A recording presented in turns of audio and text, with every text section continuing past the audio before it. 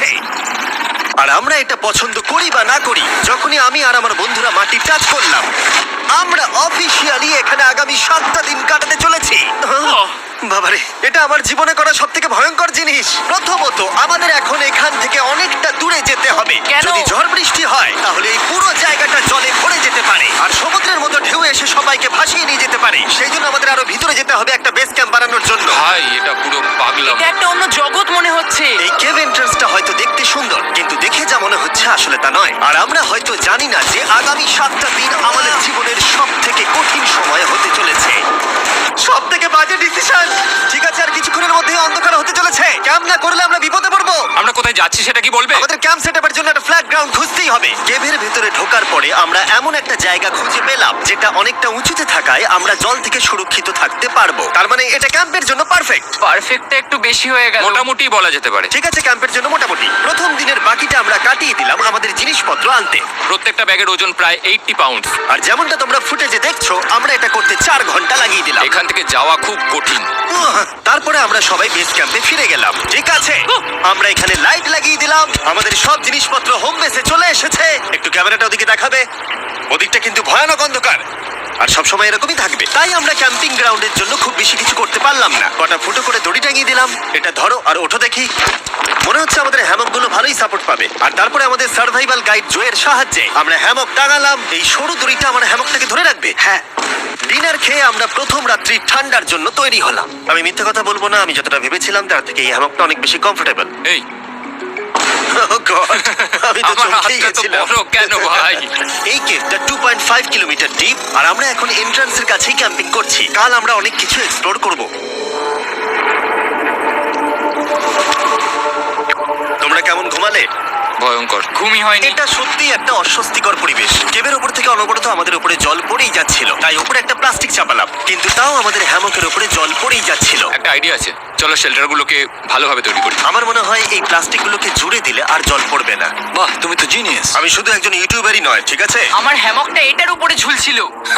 মানে দেখো, আমি আরেকটু হলে হ্যামক থেকে নেমে পড়ে যেতাম। আর আমরা সেই সময় এটা বুঝতেই পারিনি যে এই গর্তটা প্রায় 40 ফুট গভীর। তাই যখন আমি আর শন প্লাস্টিকগুলোকে জুড়ছিলাম, তখন ম্যাক আর কার্ল এই গর্তটা কতটা ভয়ঙ্কর সেটা দেখতে গেল। আমার হ্যামকটা দেখতে পাচ্ছো? ওখানে আমি ঘুমোচ্ছিলাম। এদিকটা দেখো। আর যেহেতু এই কেভে সব একই রকম দেখতে, তাই আমাদেরকে ফলো করা অনেকটাই কঠিন ছিল। এই ম্যাপে তোমরা আমাদের হোম বেস দেখতে পারবে, আর দেখতে পারবে ওরা ওখান থেকে কত দূর যাচ্ছে। হ্যাঁ, এটা তো খুবই ভয়ঙ্কর। ভাই, এটা পাগলামো। আর যখন ছেলেরা র্যান্ডমলি এক্সপ্লোর করছিল, তখন আমি আর শন ক্যাম্পে কাজ করছিলাম। এই স্লিপিং ব্যাগটা এখানে কেন পড়ে? কারণ এটার থেকে পিয়ের গন্ধ বেরোচ্ছে। ইয়া, এটার থেকে শেখা উচিত স্লিপিং ব্যাগ ভাড়া নিতে নেই। আমরা স্লিপিং ব্যাগ কেন ভাড়া আমি- নিয়েছি? কেন আমি আমরা জানি না। স্লিপিং ব্যাগ গুলো কিনে আনতে পারলাম না? আর তারপরে আমরা এই দুটো প্লাস্টিককে জিপ টাই দিয়ে জুড়ে দিলাম। কিছু মনে করো না, এই দড়িটার উপরে আমার জীবন বাজি আছে। আর তখন ওইদিকে ম্যাক আর গার্ল তখন ওই গর্তের মধ্যে। ও মাই গড, ম্যাক! আর শেষ পর্যন্ত ওরা একদম নিচে পৌঁছে গেল। এই, আমি তো ভাবলাম সবাই ক্যাম্প নিয়ে কাজ করবে। আমরা শুধু দেখাচ্ছিলাম জায়গাটা কতটা ভয়ঙ্কর। না বললেই হবে, তোমাদের স্কিল নেই। আচ্ছা, ঠিক আছে। আর যদিও ওদের এবার ফিরে আসা উচিত ছিল, কিন্তু কাল আর ম্যাক এটা কতটা গভীর সেটা দেখানোর চেষ্টা করলো। ভাই, এটা দেখতে দারুণ লাগছে। তুমি কি নদীটাকে পার করতে পারবে?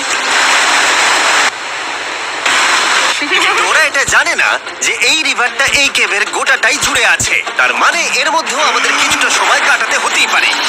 ওই তো ওরা এসে গেছে। এসো। তোমরা রান্না করে রেখেছো তো? হ্যাঁ, রান্না করেছি। ঠিক বলেছ। একটা নতুন বাড়ি, ঠিক বলেছি তো? একদম। এখন আমাদের একটা ছাদ আছে। আর এটা তো দারুণ। জিমি রান্না বেশ ভালোই আর করেছে। আমরা আমাদের ফায়ার পিটটাকে এই সুন্দর জায়গাটাতে নিয়ে এসেছি। জায়গাটা কেমন?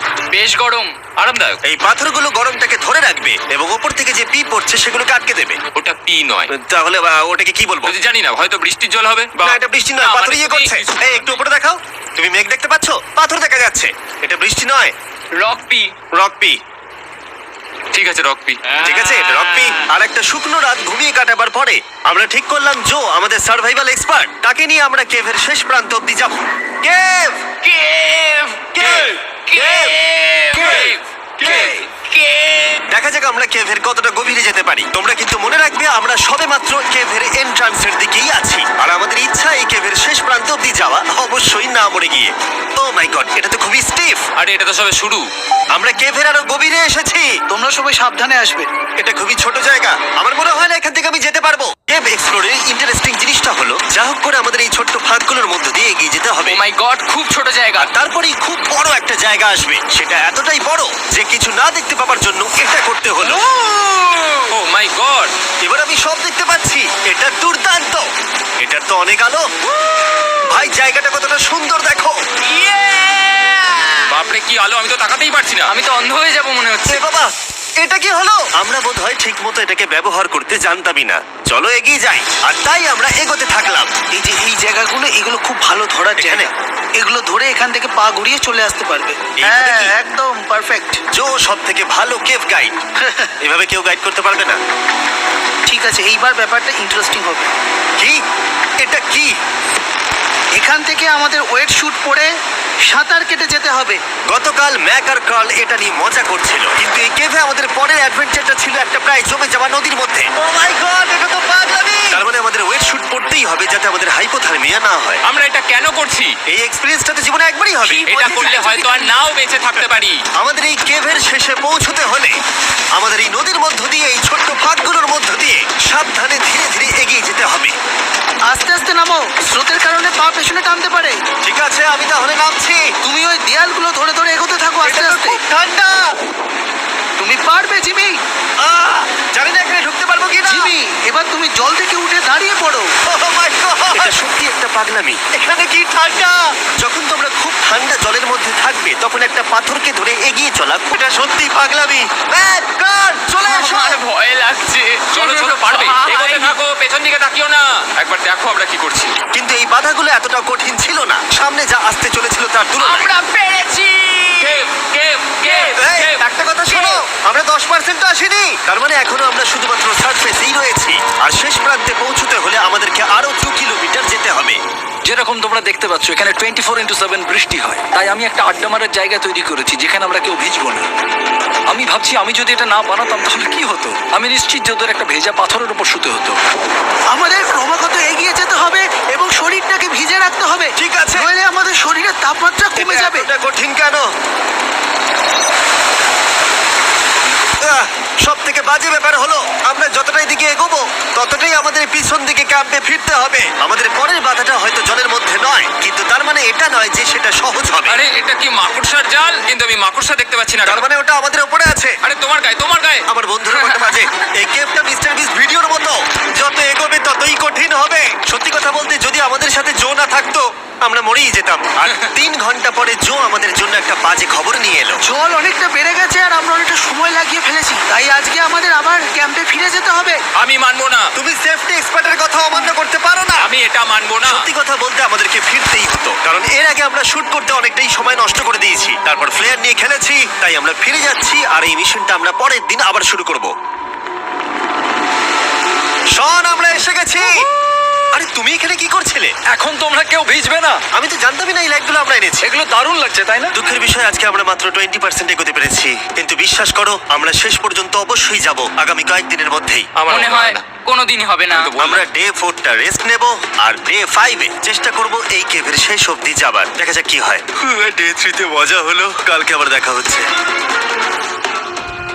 আর কেভের ভিতরে 3টে খুব বাজে রাত কাটাবার পরে পরের দিন সকালে আমাদের মাথায় শুধু একটাই কথা আসছিল, আমার একটা হট শাওয়ার চাই, তবে আমি এখন একটু শান্তি পাবো। ও এখন শাওয়ার পেলে কিন্তু দারুণ হয়। আমি চান করিনি প্রায় 3-4 দিন হয়ে গেল। তোমরা নিশ্চয়ই জানো কেভের মধ্যে শাওয়ার করা সম্ভব নয়। আমাদের অনেকটা পথ হেঁটে সাবধানে আগের রিভার বেডের কাছে পৌঁছতে হলো। ও মাই গড! আমি আমার ব্রেনকে ফিল করতে পারছি। আমি এভাবে ব্রেনকে ফিল আমার করিনি। কপালটা জমে গেল পুরো। চলো ড্রোন দিয়ে মাথার চুলগুলো শুকিয়ে নি। এদিকে এসো ড্রোন। ও দাঁড়াও দাঁড়াও দাঁড়াও, এটা কিন্তু কাজ করছে। হ্যাঁ, দারুণ কাজ করছে। ড্রোন থাকতে হেয়ার ড্রায়ারের কি দরকার? আর চুল শুকানোর পর আমরা জয়ের সাথে জার্নির প্ল্যান করতে বসলাম। এটা কি জো? এটাই কেভের ম্যাপ। আগেরবার আমাদের থামতে হয়েছিল কারণ জল খুব জোরে বইছিল। এখন বৃষ্টি কম হচ্ছে, তাই কালকে আমরা নিশ্চয়ই এই কেভের শেষে পৌঁছে যাব। এটা ভয়ঙ্কর হতে চলেছে। প্রথমে আমাদের কালকে যেখান দিয়ে গেলাম সেখান দিয়ে আগে যেতে হবে। জলের মধ্যে ঝাঁপ দিতে হবে এবং পাথর দেখে হাঁটতে হবে। এগুলো সবকটা আমরা যদি পার করতে পারি তাহলে আমরা গ্লো ওয়ার্ম চেম্বারে পৌঁছে যাব। কেমন দেখতে তুমি সেটা বলো না, আমি তোমাদেরকে সারপ্রাইজ দিতে চাই। আমার মনে হয় আমরা পারবো। ওইসব বাদ দাও, আমরা ঠিক কালকে পৌঁছে যাবো।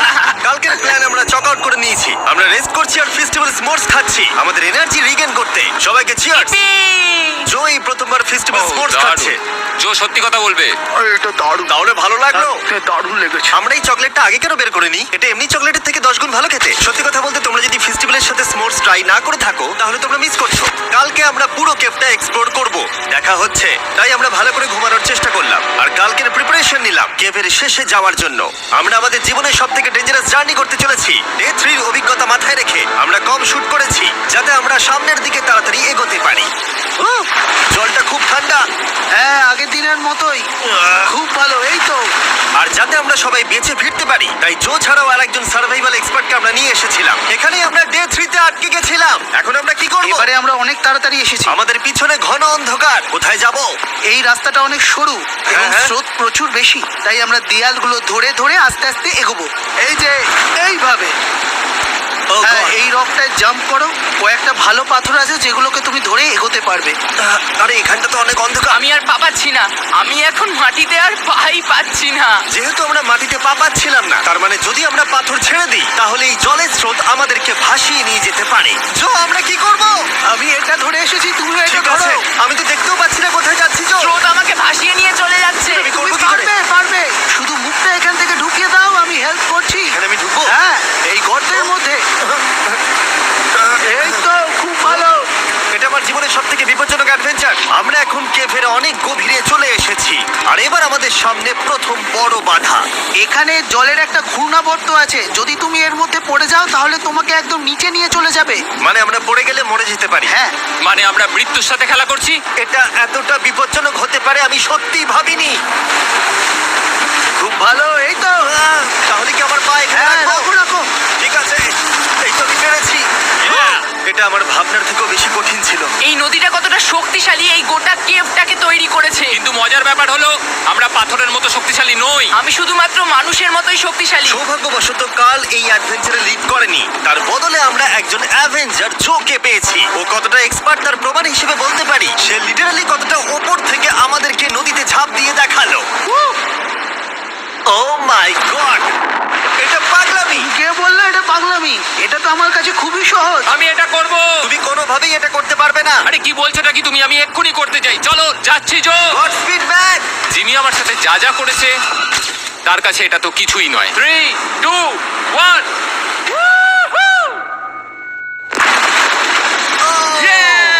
তুমি করবে? না, আমরা না এগুলো শেষ পর্যন্ত যেতে পারবো না। ও মাই গড, আমাদের নিচের দিকে যেতে হবে। আমরা সবসময় স্রোতের উল্টো দিকে কেন যাই? এখন শুধু আমি ভেসে ভেসেই যেতে পারবো, আর কিছু না। এই জলের তলায় অনেক ধারালো পাথর আছে, তোমরা সেগুলোকে দেখতে পাবে না, তাই সাবধানে পা ফেলবে। ও মাই গড, আবার এটা গভীর আরে হচ্ছে। আমার পা তো কিছুর উপরে রাখতে হবে। ছোট ছোট পাথরগুলোই একমাত্র বাধা ছিল না। মনে হচ্ছে আমাদের প্রতিটা পদক্ষেপে। ও ভাই, আমি কিচ্ছু দেখতে পাচ্ছি না। এটা খুব ভয়ঙ্কর। কেভটা আরো অন্ধকার হয়ে আসছিল এবং আরো সরু। আর তখন আমরা জানতাম না যে আমরা ফিনিশ লাইন অব্দি পৌঁছতে পারবো কিনা। ও, আহ। আমি ক্লান্ত হয়ে পড়েছি। এই কেভে আরো কঠিন বাধা আসার আগে তোমাদেরকে আমি কিছু দেখাতে চাইবো। জো, তোমার ব্যাগটা দাও। Thank you. তুমি জানো এর মধ্যে কি আছে? না, জানি না কি আছে। Brand new mister beast lab swamp. সত্যি কথা বলছি, গত 5 ঘন্টা ধরে যেহেতু আমি অনেক পরিশ্রম করেছি তাই কোনো মতেই এখন এটা আমি বলার মতো অবস্থায় নেই। তাই এটা শুট করার 1 মাস পরে আমি পুরো কেপ সেটটা তৈরি করলাম ফিউচার জিমি নেম ট্যাগ দিয়ে। তারপরে বললাম, হ্যাঁ আমি ফিউচার জিমি, আর আমি এখন তোমাদেরকে বলবো brand new toy line of mister beast lab swamp সম্পর্কে। এটা একটা কালেক্টেবল টয় লাইন আর এখানে 119টা ইউনিক ডিজাইন ক্যারেক্টারও আছে যা তোমরা কালেক্ট করতে পারো। আর সবথেকে দারুণ ব্যাপারটা হলো কোন ক্যারেক্টারটা তুমি পেয়েছো সেটা জানতে হলে এই টিউবে ওয়াটার দিয়ে নাড়াতে হবে আর তোমার সোয়ামস তোমার সামনে চলে আসবে। আর আমি এটা ডেমনস্ট্রেট করতে এই বিশাল বড় টিউবটাকে বানিয়েছি। এই টিউবটাকে জল দিয়ে ভরে দাও। তোমাদের এত জলের দরকার নেই, এটা অনেক বড় বলে এত লাগছে। ঠিক আছে, এটা এখন জলে ভর্তি হয়ে গেছে। এবার এটাকে একটু নাড়াতে হবে। এটা কি আর নাড়াতে হ্যাঁ হবে? হ্যাঁ, অনেক নাড়ানো হয়ে গেছে। এবার জল ঢালো এখানে। জো ঢালছে। আর জল ঢালার পরে তোমরা দেখতে পাবে তোমরা কোন সোয়ামটা পেয়েছো। এটা সব থেকে রেয়ার হাইপোক্রোম, যেটা মাত্র 1000টা বানানো হয়েছে। জো, এটা তোমার। থ্যাংক ইউ সো এটা মাচ। চাই। আর এটা তোমার। কাল কি নেবে? আমার কাছে দুটোই ছিল। আর আমরা শুধু সোয়ামেই থেমে নেই, আমরা এই অ্যাকশন ফিগার প্যান্থার গুলো বানিয়েছি যেগুলো এই ব্রিফকেসে আছে, আর এই সোয়ার্মের মতো এই মিউটেটর। যখন তোমরা কিনবে দেখতে পাবে এর ভেতরে কি আছে। কোথায় কিনবো? ভালো হয়েছে জিজ্ঞাসা করলে। মিস্টার বিস্ট ল্যাব টয়েস এখন তোমরা পৃথিবীর সব জায়গায় পেয়ে যাবে। এগুলো সব বেরিয়ে গেছে, তোমরা গিয়ে কিনে নাও। আর কেবের মধ্যে অনেক সমস্যা পেরোনোর পরে আমরা ফাইনালি পৌঁছে গেলাম গ্লো ওয়ার্ম চেম্বারে। ভাই এবার খুব ভালো লাগছে। ঠিক আছে টিম, আহ, তোমাদের গ্লো ওয়ার্ম চেম্বারে স্বাগত। এ তো দারুণ। এটা দারুণ লাগছে। ভাই এটা পৃথিবী মনে হচ্ছে না এখানে একদমই। যে আলো তোমরা দেখতে পাচ্ছ সেগুলো আসলে ছোট্ট ছোট্ট বায়োলুমিনেসেন্ট গ্লো ওয়ার্ম তৈরি করেছে। এটা দেখতে অনেকটা মিল্কি ওয়ে গ্যালাক্সির মতো লাগছে।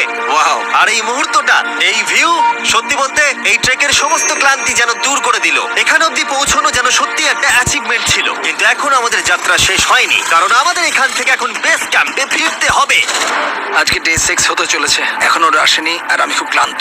আমার মনে হয় না আমি ভালো করে ঘুমোতে পারবো, ওদের জন্য খুব চিন্তা হচ্ছে। এই ট্রিপটা অনেকটাই সহজ ছিল কারণ আমরা স্রোতের সাথে ভেসে ভেসে যাচ্ছিলাম। আর যেহেতু তোমরা এই ট্রিপটা দেখেছো তাই আমরা এটাকে স্কিপ করলাম। কিন্তু সত্যি বলতে এই জার্নিটাও অনেকটা বেশি সময় নিল, কারণ আমরা ক্যাম্পে পৌঁছানোর আগেই 6 নম্বর দিন চলে এলো। শোন, সবাই ঠিক আছে তো? আমার খুব চিন্তা হচ্ছিল। Happy day 6। ডে 6 খুব ভালো। এনার্জি বাড়াতে আমরা আগুনের উত্তাপ নিলাম এবং ফাইনালি আমরা কিছু খেতে পেলাম। এটা খুবই অ্যাডভেঞ্চারাস ডে ছিল। কালকে দেখা হচ্ছে, মানে আজকেই হয়তো। মনে এটা হয় ডে কোনোদিন 6 হবে না। নাকি আজকে, না আমি জানি না। এত বড় ট্রেক সম্পূর্ণ করার পরে শারীরিকভাবে চূড়ান্ত ক্লান্ত হওয়া সত্ত্বেও জানি না কেন কিন্তু আমি একদমই ঘুমাতে পারছিলাম না।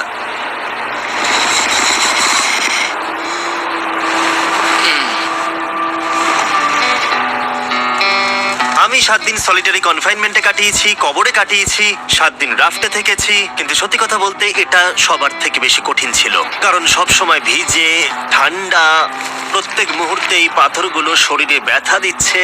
বেশিরভাগ সময়টাই এই কেপটা দুঃস্বপ্নের মতো ছিল। কিন্তু তোমার আর আমার মধ্যে জিমি! গার্ড, আমাকে দেখতে পাচ্ছ? এটা পৃথিবীর সবথেকে উজ্জ্বল টর্চ। মজার মুহূর্ত অনেক ছিল।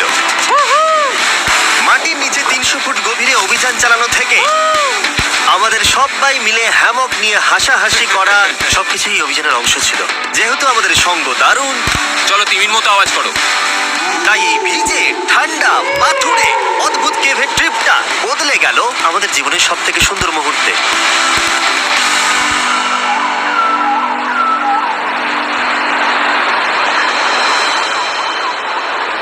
আমরা এখান থেকে যাব না যতক্ষণ না সবকিছু তোলা হচ্ছে। আর আমি সবকিছু বলেছি মানে সবকিছুই। চলো এবার বেরোনো যাক। আর যখন আমরা মাউথ কেভে আবার ফিরে এলাম, ভাই ওপরটা দেখতে দারুণ লাগছে। তখন জয়ের জন্য একটা সারপ্রাইজ ছিল। বেরোনোর আগে জো, আমরা তোমার কাছে কৃতজ্ঞ। তাই এই নাও 50,000 নিউজিল্যান্ড ডলার, 10,000 করে প্রত্যেক জনের প্রাণ বাঁচানোর জন্য। Oh my god, thank you so much Jimmy. Thank you Joe. Love you, Joel! এবার আমাদের সব কাজ হয়ে গেছে, চলো বেরোনো যাক।